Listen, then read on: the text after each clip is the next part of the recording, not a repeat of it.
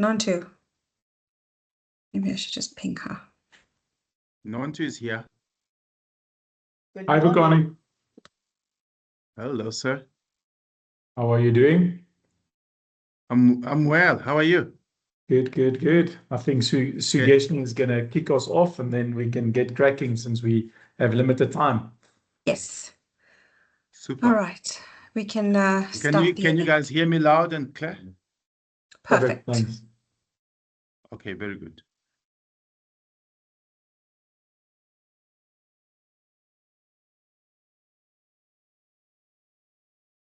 Okay, shall we kick off then? Yeah, go for it, Sue. Hi, everyone, and welcome to this month's Webinar Wednesday. Thank you for joining us and for what is going to be a very special session as we close off our fiscal year and take a moment to reflect on the year that has been. So before we get started, just a quick bit of housekeeping.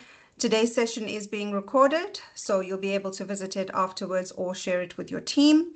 And as always, the Q&A is open throughout the session, so please pop your questions into the chat as they come up, and we'll address them as we get to the end of the session. Today's session is titled From Experimentation to Transformation, and it asks a question many organizations are facing right now. So what is actually working in AI, and how do you turn that into real business outcomes? We know there is no shortage of noise around AI. There's new tools, new trends, new predictions, and a lot of pressure to do something quickly.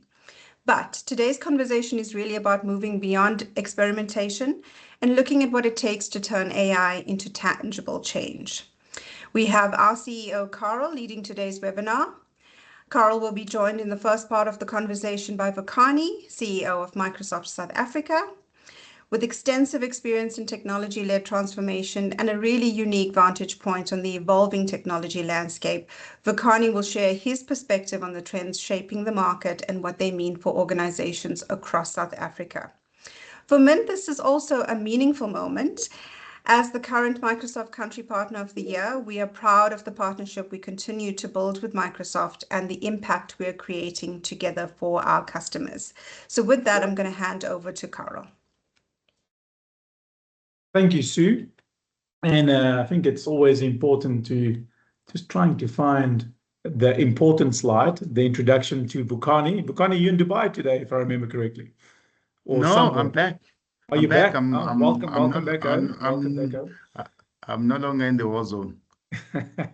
Well, Vukani, thanks for joining us. For those who do not know Vukani, he has spent a lifetime in this industry, joined in the Microsoft CEO world almost, what is it now, almost 9 months? Where are we tracking, Vukani?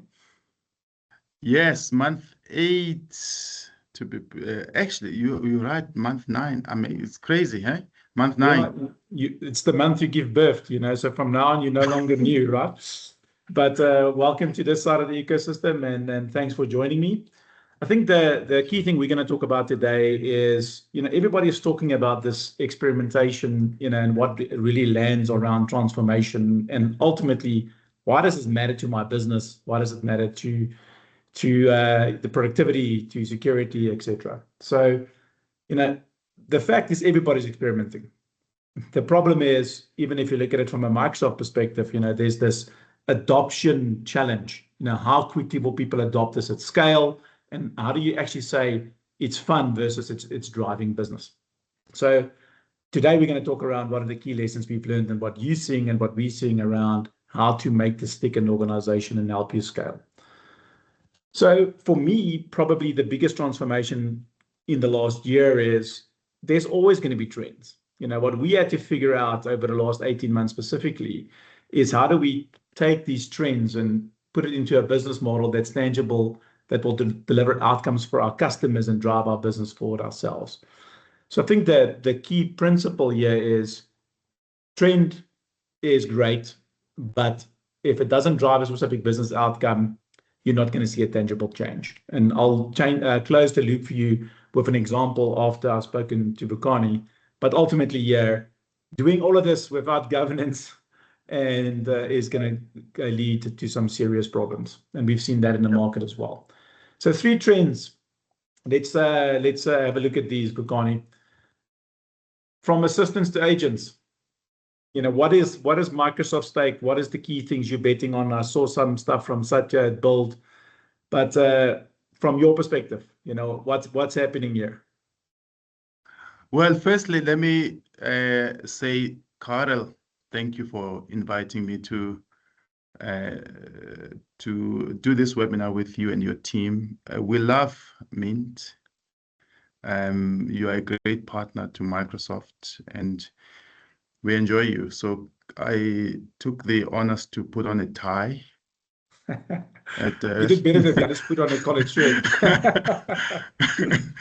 To respect you, but also really genuinely because we enjoy you. You're a great company. We enjoy the work that you do, and you must keep on doing the amazing work that you do because it really is fantastic. But to your question, Carel, on the first trend, from assistant to agents, what are we seeing? Look, the reality is the following: is that businesses are still maturing. It's cloud foundation in South Africa. Never mind AI, just businesses are still maturing in the thinking around cloud. And because of this thinking, because of this maturity, that's still, I don't want to call it infancy, but we are not where other regions are. I mean, if I look, last week I was in the UAE. I mean, you look at AI adoption in the UAE is sitting at the 70th percentile. In our AI diffusion report, you may have read, the UAE is sitting at number 1 globally. Okay, so therefore the mindset has totally shifted for them, but we aren't there yet. So from a foundational standpoint, which is cloud, and all the way to how do we use agentic capability, we as a nation are maturing. Okay, the good news is we are progressing fast. Yeah. Therefore, I think when I think about from assistants to agents and how we think about it as Microsoft businesses, that for the past 2 years, many organizations have been going through what I call an experimental phase. Yeah. You know this, Carel, you work with most of the corporates. They've been experimenting. They will take a use case, let's try it, let's see if it can produce value. And frankly, non-repeatable, may I add, use cases that they kind of trying out the technology. Okay. But what we're seeing now is something significant. The shift is significant. I'm sure you're also seeing it because every CEO, every board that I go and talk to, not a single one of them is not asking me how to create value out of AI. Okay, and therefore we're now moving away from Copilot helping me with just my normal day-to-day work. But the corporates are asking the question, what could I use this for to generate value in my business? And therefore, we are starting to really get to the crux of it, which is defining the problem statement. What are we really solving for? And how can we therefore use artificial intelligence in its current form to help us shape? By the way, also, you know this, the change is incredible. I mean, what you know about AI yesterday is not what you're going to know about AI tomorrow. I mean, well, not even a month ago, we didn't have Mythos from Anthropic. Today we have Mythos, and that changed the landscape for the business significantly. So I guess what I'm saying to you, colleagues, is that the shift is real, but the entry point for doing real work is being practical. What are we solving for? Where can value come from?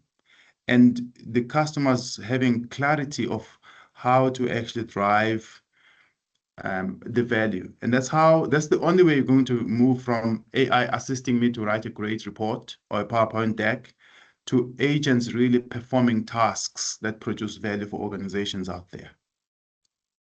Yeah, thanks for that, Bukani. I think one of the interesting things when we talk around assistants and agents, there's kind of this let's call it one-to-many relationship. There's the work you do as an individual with the assistants, and the LLMs, and then the work you do as an individual with agents.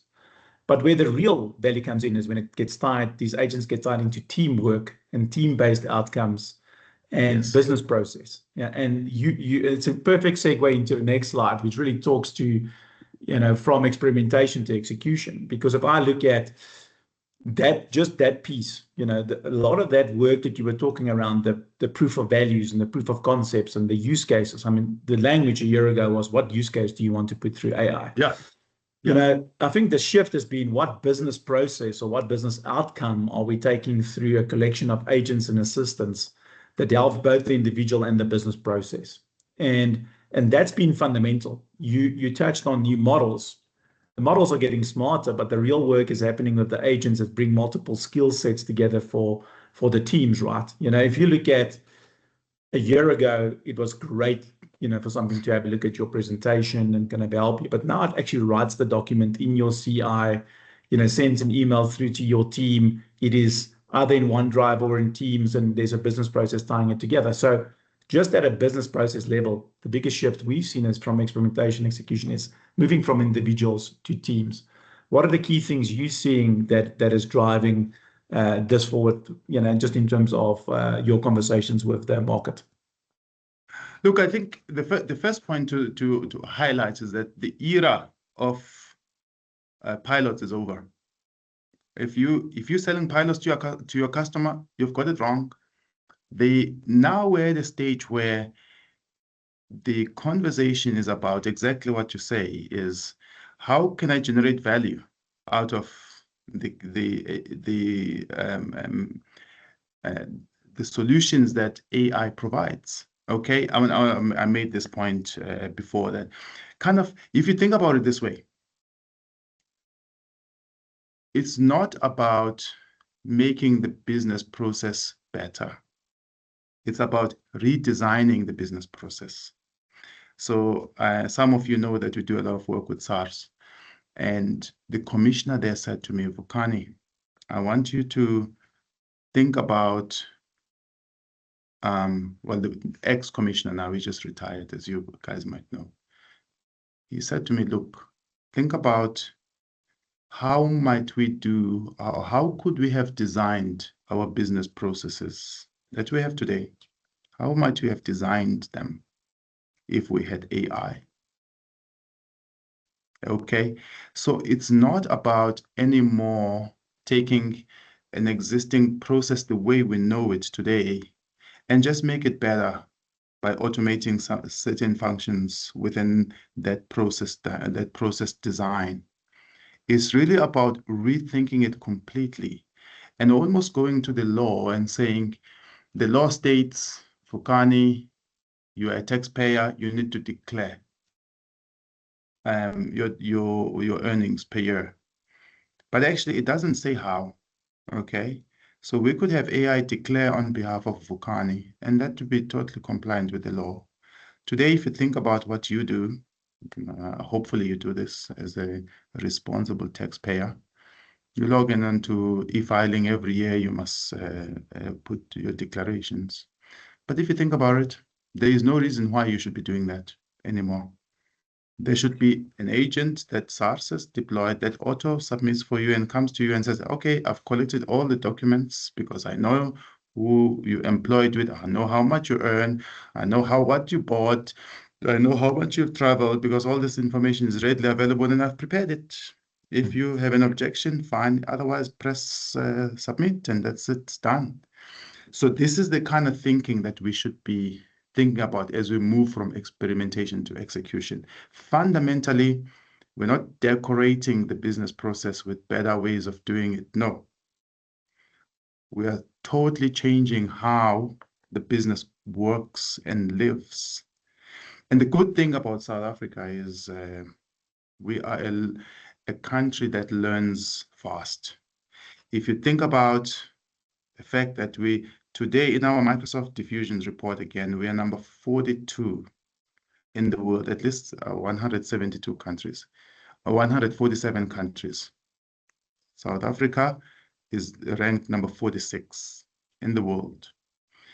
In Africa, we're number 1 in the ability to use AI, which means our people are adopting it, they're using it, they're learning it, they're curious. They are all the things that you would have identified as a country that's learning how to adopt the capability. So we're there, okay?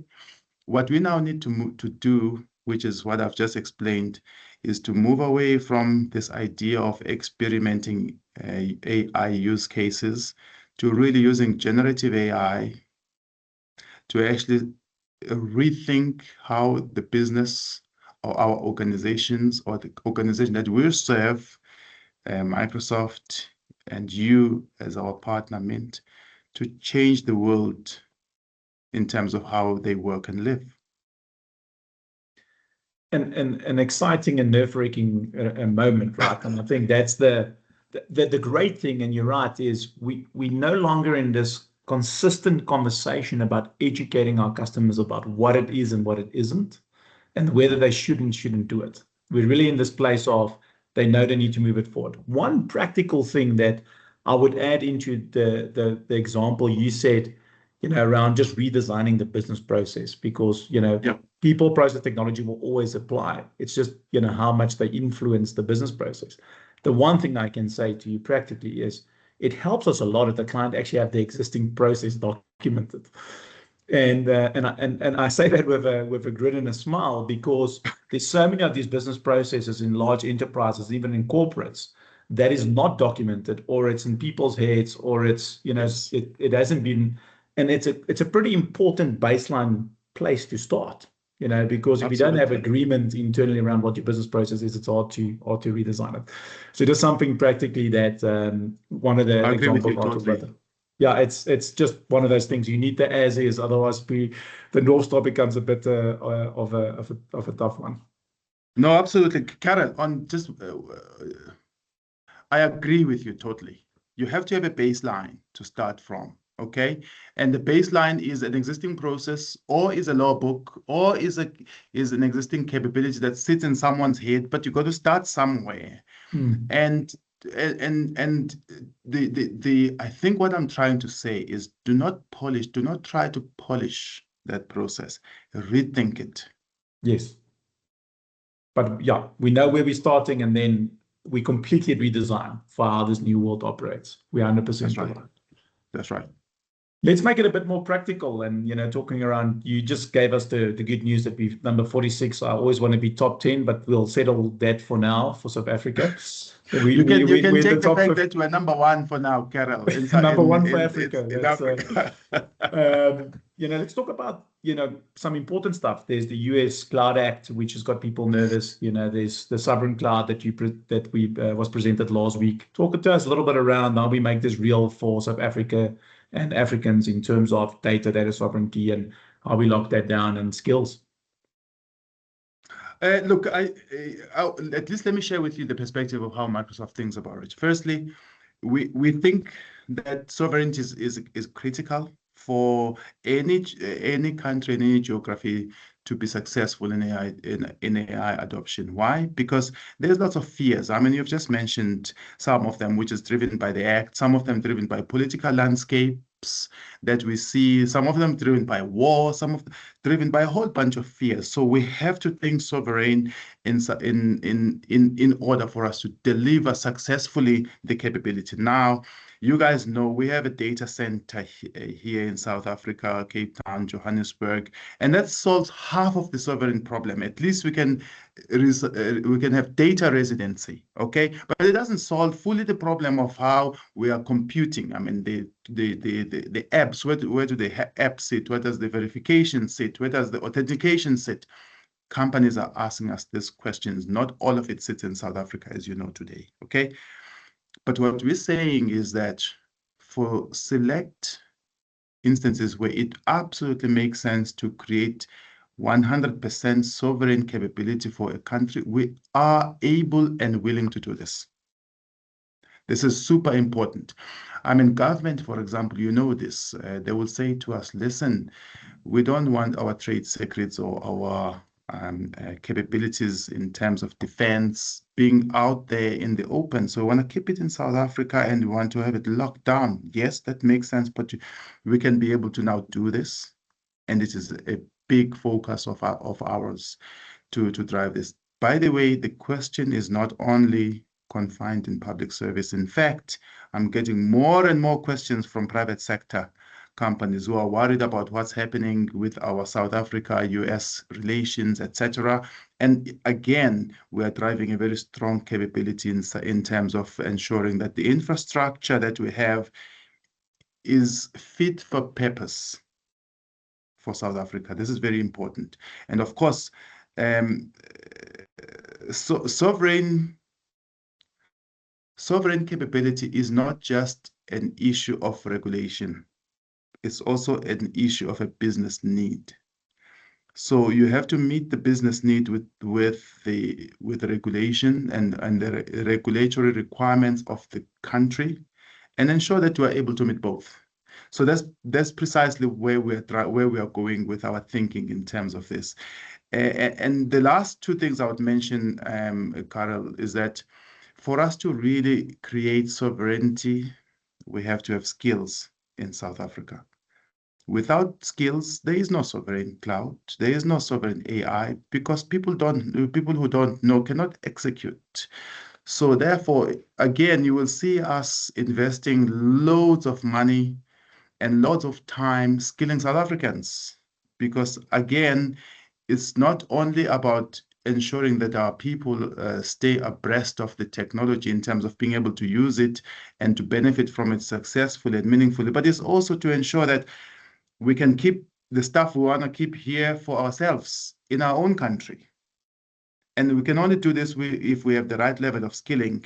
And the last part I want to mention is language. South Africa is language rich. We have to teach our large learning models, or the large learning models that you want to make use of, to speak Zulu. I speak Zulu. I like it to interact with me in Zulu. I try it these days, and it really produces not such like a Zulu, I must admit. But I don't know if it produces like a Afrikaans for you, Cara. But who's going to teach them Zulu? Us. And therefore, we have the responsibility. I'm saying the point I guess I'm making here is that we have to take a responsibility as corporates, as citizens, to produce what we want for ourselves. And we have to take ownership of it and not expect the West to do it for us, because they have no reason to do it for us. We have a reason to do it for ourselves. 100%. And I think that we have a rich history of being hugely innovative. And the key part of what we are good at, and we shouldn't be that good at, is exporting our talent to other countries, but rather keep it here and keep the IP here and see what we can do for our own economy. But fundamentally, I've seen some good ISVs in your ecosystem that's working on the Zulu and Xhosa and Sotho problem, and I know they are scratching their heads to get that sorted. I can say that Afrikaans is not too bad. It does get quite some interesting words every now and again. But then I could argue whether it's Pretoria Afrikaans or Cape Town Afrikaans, because that's two different variants, and then you can. But I mean that in the end of the day, people have to use it, and we have to get people comfortable in doing that. Yeah, look, at the end of the day, Carel, we have to produce local data in our own local infrastructure that's managed by us largely.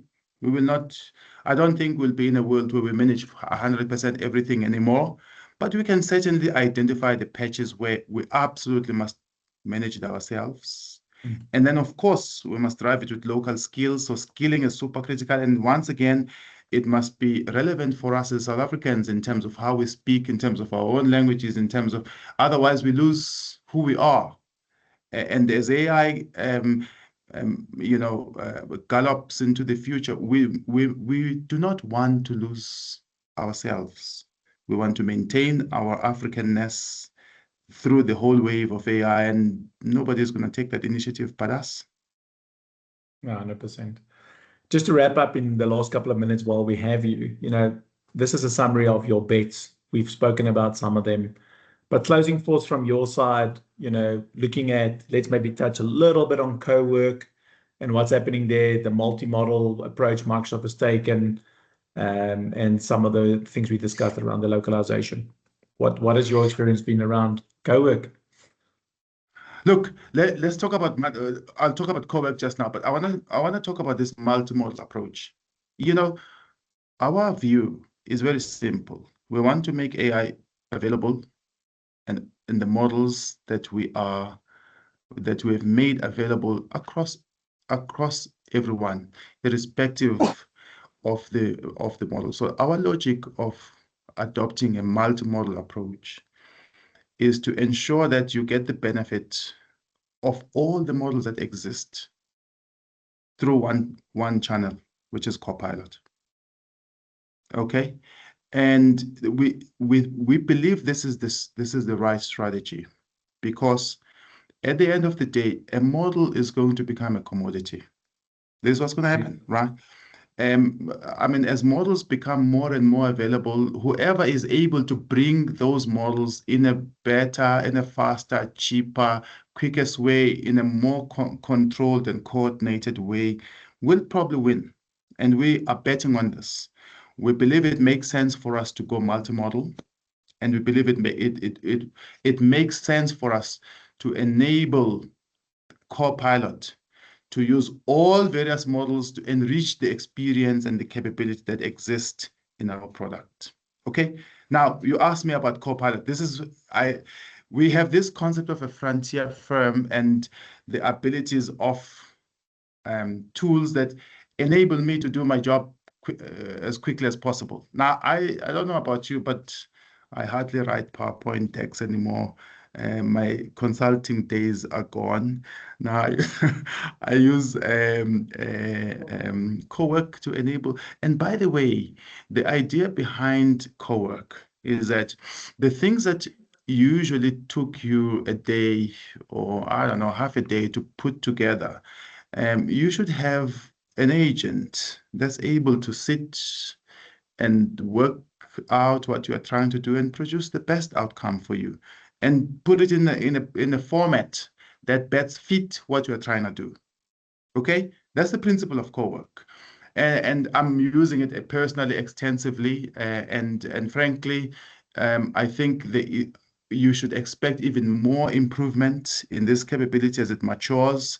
And I think it's really revolutionary. Now I'm using also the research agent. I don't know how many of you are using the researcher, and I'm enjoying very much that capability, because not only can I research and do a good job in researching, but I can also have the agents cross-compare notes and produce even more, that's called critiqued outcome. So I'm using GPT, I'm using Claude all at the same time, and saying check each other and produce for me a better outcome. And this is precisely what we want. We want the agents to manage agents to critique agents. And if I'm doing, if my agent is executing work for me, there must be another agent that makes sure that the control is in place and that the work that's being produced is of right quality. This is the future, and the future, colleagues, is now. Bukani couldn't have said it better myself. You know, I was asked not too long ago, how much time do I think I'm getting back with the use of co-work agents and models? And I would say easily 2 days a week, conservatively. Yeah. But then, you know, very quickly that becomes your normal and you take on more work. So I think we have to be careful around our own productivity and how we match that, and how we take our teams on that journey. So thank you very, very much for your time. We appreciate it. And we'll let you go on time. And thanks again for joining us. Really appreciate the time. Carel, thank you so much for the invitation. I truly enjoy all of you, Minters. It's absolutely a pleasure being here. And I used Copilot last week. So we had an LT offsite, and the first question they asked is that they gave us this query, put on Copilot. I'll send it to you guys. It said, pretend you're my friend. You've known me for a very long time.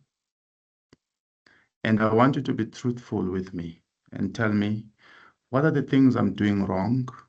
Where can I improve? What should I be doing better? And be brutal with me. Don't hold back because I really want to get the best. Man, was the thing brutal.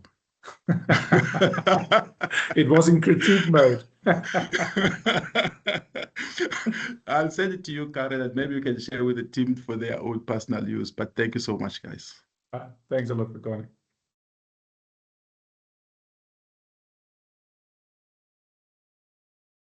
As we say, thanks to Bukani, I'm going to segue to talking a little bit around my own journey and where we've used it in Mint, and a practical example from work that I'm currently doing and busy with. Mint is our financial year runs the same as Microsoft's, and we're in the last month, and obviously we start planning our next years. And there's a huge amount of work that I can now do, which in the past was very people intensive and a lot of coordination between different teams in the organization. And I kind of experimented this year to go, how big can this context region, context window of this agent be? How much data can I ingest here? How much of this data can I do unstructured versus structured, from different systems, and just really put it to the test to see practically what is the best way of going about this. So one of the interesting things is we always think these things are quick and fast, but the thing that slows it down is ultimately kind of how fast your computer or your server is and how quickly you can input and provide the training for what the model wants.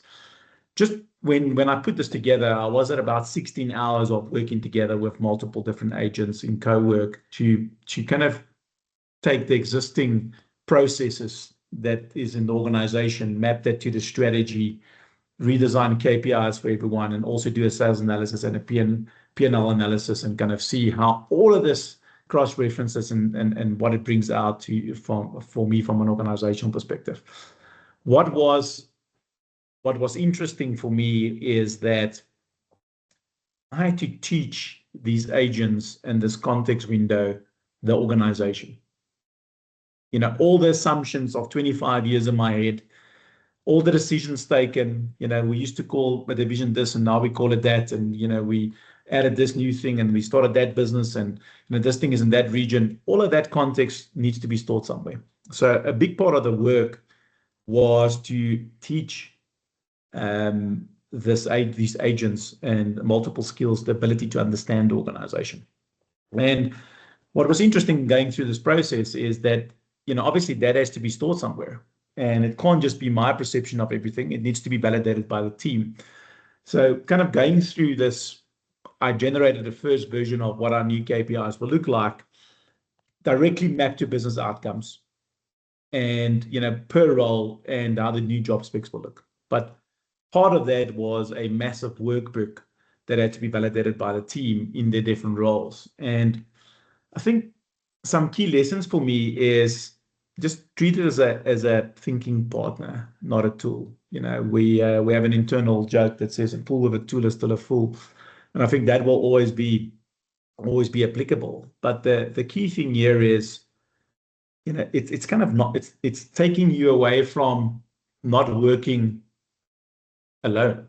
You're not sitting in whether you are in a coffee shop or at your house or in your office. You're working with a skillful team that you've put together, and you consistently challenge each other's thinking.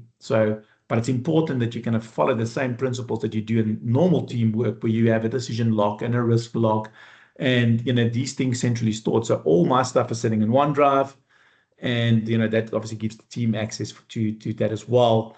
And as I update my assumptions and I kind of, for example, run a prompt where I asked it to do a pre-mortem for me around how this thing is going to fail, and it creates a whole lot of new things that I didn't think about, that I go through my thinking against that, and then the team can go through that, and then it gives us a more robust strategy and plan. It fundamentally, I said, it's got to learn the taxonomy. Now, the beautiful thing about once you've set this up, this folder with all these different documents and the memory of the conversation in the project, is you can now very easily start running new analysis with this context in mind. So training it once, it's kind of onboarding an employee into your organization to understand all the different parts of your business.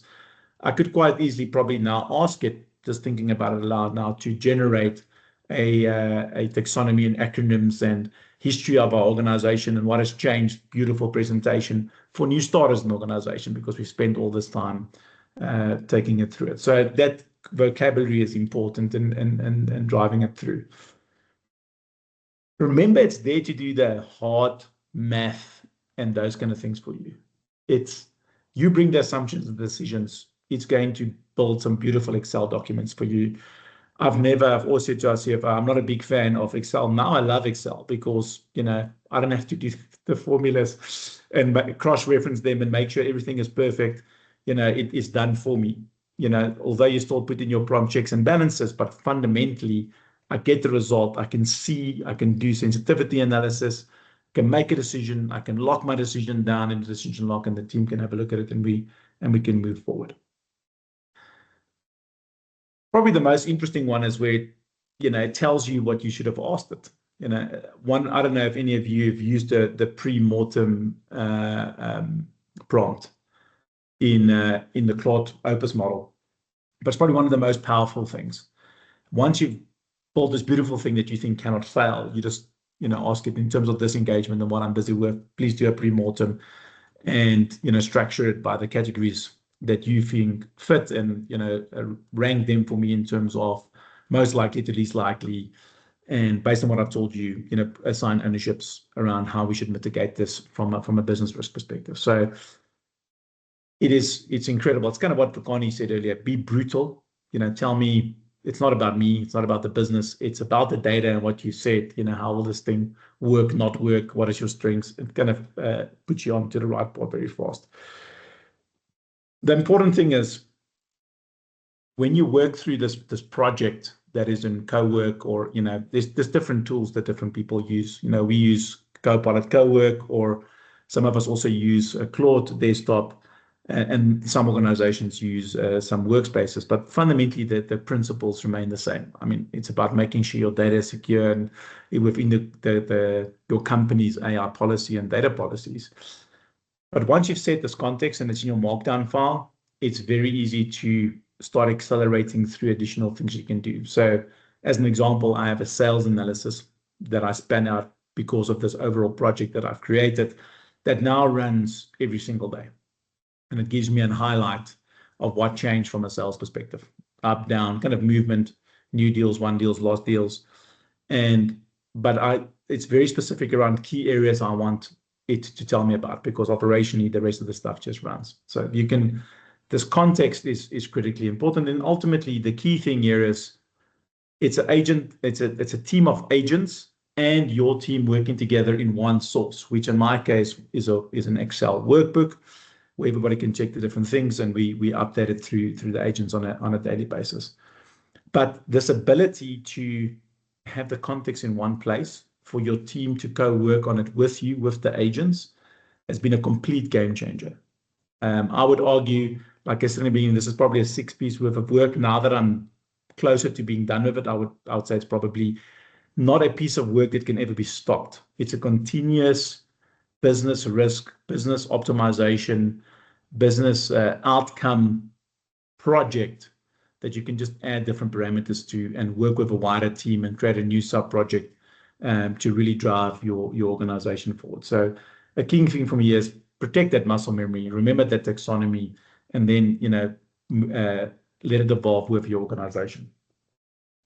So let it build your first draft, in terms of this process flow that I described. You can follow the normal process, but the key output, it has to be a centrally located document or documents that your team can challenge. It's not just about the agents challenging you. Your team is going to challenge your assumptions, your decisions, your risk locks, your classification.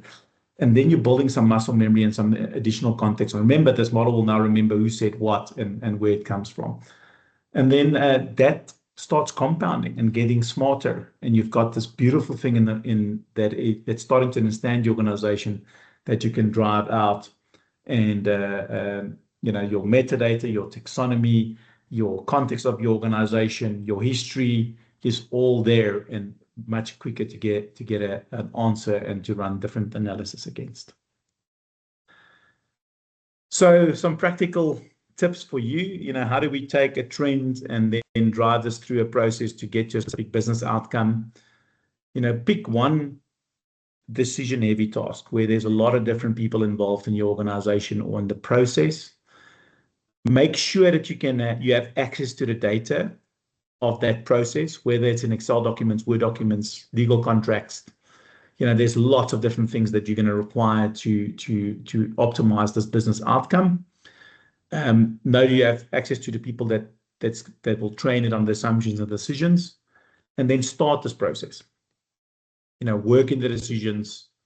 This is what we're currently doing. This is what we're planning on doing. This is how we want to drive this forward. And then create this team workbook where you start debating, decisions and your assumptions and logs and what happened when and what context is, because there's always context that you're not aware of. And then, one of the key things is if someone is going to put together a decision or log and they want to refer to something, make sure they cite the source. So, I'm telling you this because in this proposal from 2 years ago, that was the risk. Here's the document as a source. So we don't repeat that mistake. Or this actually worked for us from a commercial model perspective, and our client experience was the best on this project. And here was the proposal, and here was the NPS score afterwards. Let's use that as a lesson learned. So not just brain dump, but let the real data start coming through so we can get that into the context window, and then ultimately measure that outcome. So by repeating these tasks and seeing if we've moved into this new model as an example, or this new way of client experience, is it actually coming to what we've expected it to be? So the bottleneck isn't the AI. It's how willing we are to push back, redesign our processes based on the data, and make sure we get this into this place of agents, models, and teams all working together. If you really want to call it to what we call in the past, on a SharePoint library with an Excel document that we all have access to, there's just a lot of other intelligence that we've built around it that is not lost as people change roles or processes change.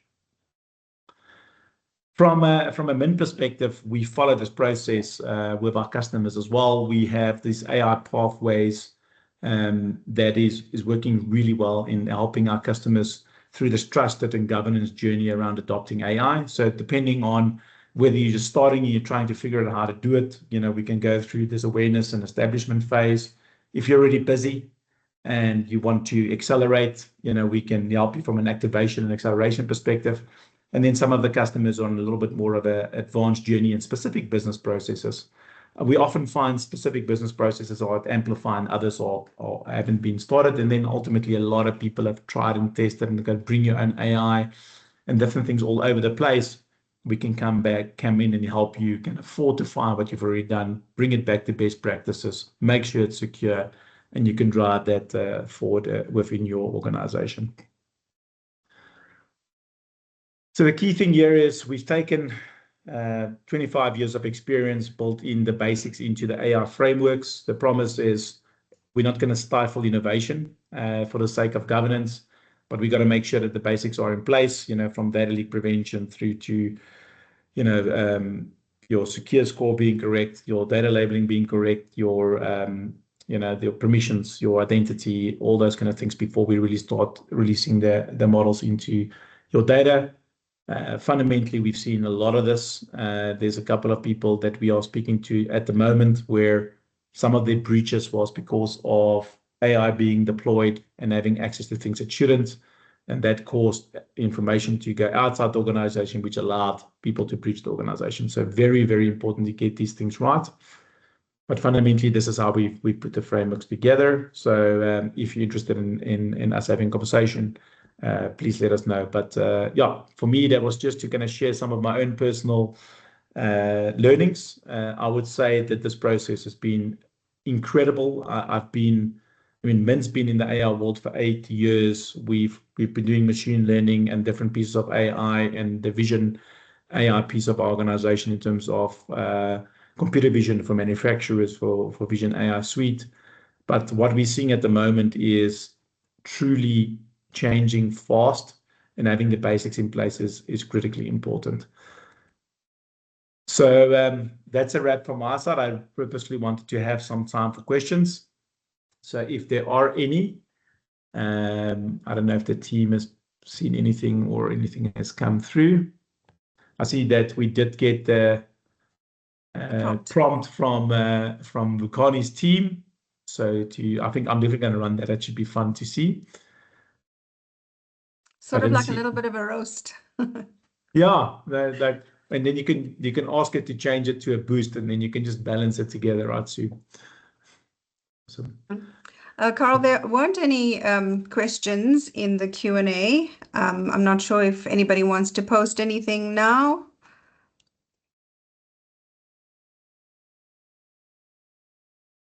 We have a quiet audience today, Sue. Okay, so we have something from Marco Visser. Let me see here. What are some examples of the best you've seen of clients implement autonomous AI agents? So it's the design rule is always, are we optimizing cost or adding revenue, or are we working on client experience, Marco? So in the engineering side, examples have always been around how we're optimizing the process from a cost and throughput perspective, so that the engineers, as an example, can do more of the key design work and less of the reviews. So it's very much linked to the business process itself and the industry. If I look at some of the health work, it is document interpretation and creating a single patient file through, let's say a patient has 500 pages of records over 20 years. How do we use AI in that use case to kind of make the doctor experience and the patient experience better? So it's very business process centric. There are some wider examples and things like inbound and outbound call centers, and being able to be more responsive around email responses and how many responses you get back to a customer within an hour. We did that for one of two of our customers. So it's kind of the key productivity side, but we're starting to see, to Vukani's point earlier, is much more linked to a specific outcome. So in your industry, I would say the clients always know which things there are. So the key thing is just to identify which one that is, and then start your implementation. Understand your current business process, redesign for it, and then understand the cost and the benefit. And what platforms do you build this on? OpenClaw, we built on the Microsoft Cloud platform. So on OpenAI, on Copilot Studio. But as Vukani mentioned, and our team is already doing, there's multiple models in both Copilot and OpenAI from an Azure perspective. You would have also seen from an OpenClaw perspective, Microsoft launched Scout, which is its own version of OpenClaw with the appropriate guardrails and security and governance intact.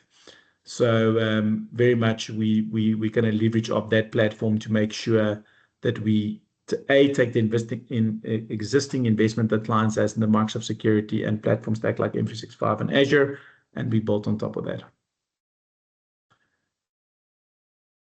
Next one, Lillian, you've been doing AI work for 8 years. What did you take from a business perspective to build AI capability, and how long has it taken to see profitable engagements? Loaded question, Lillian. So I guess there's two sides to this, right? The one is our one business is it's a SaaS platform that is where we do the investment to build the platform and then take it to market, and that is now running successfully in multiple continents, and that's specifically for manufacturing, for perishable goods and for bottling plants and those kind of things around their productivity. That took years. In terms of our approach to skilling, and on the AI side, we very much follow the philosophy that we internally talk around as M-shaped people, multiple skilled people within organizations. So most of the people in our organization that's got AI skills in engineering, design, architecture, we cross-train within the organization. I think we've employed 4 or 5 AI engineers externally, but most of it has been us developing in our skills, and we have a very strong learning culture, and we encourage people to kind of get the new skill while you're busy with the current skill. Otherwise, it becomes really hard. it's kind of chicken and egg, and what do you do first? Employ people and hope for work. The ultimate thing is if you kind of do it internally and bring some great new skill with that, you kind of get new skills plus people understanding your organization and how you want to operate, and you take that to market. So we've always kind of taken that hybrid approach. And more so than ever, our career development plans of our teams are very closely worked on together, and we make sure that it is in line with their career planning and what the organization needs. And it's important that asset is protected by the organization and the Minty themselves.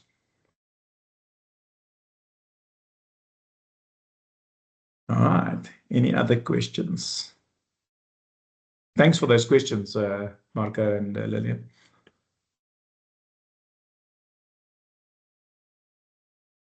Can AI be used to manage user and devices in Office 365? Yes, you can use Copilot security and other aspects as well.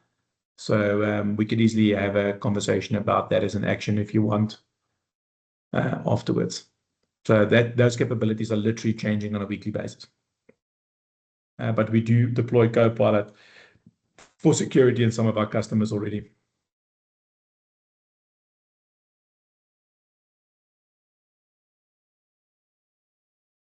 For enterprise clients, how do we deal with pushbacks from architecture review boards? It's a brilliant question. I can only share some of where we've had success and some of the things we've learned. What we try and do from an architectural review board perspective, or architecture board, is to, rather than get a product approved, is to get a pattern approved. So what pattern based, what is the pattern that the architecture board approves? And then based on that pattern, how do we, what is the approved technologies already in the bank that we can leverage against that? Because if you go on a case-by-case basis, it just makes the innovation cycle too long. So the idea is to kind of get let's call it the center of excellence that owns that piece, and then they take it to the architectural board, is to kind of look at it from a pattern and repeatability perspective rather than just from a specific application perspective. Obviously, as part of that pattern, you need to define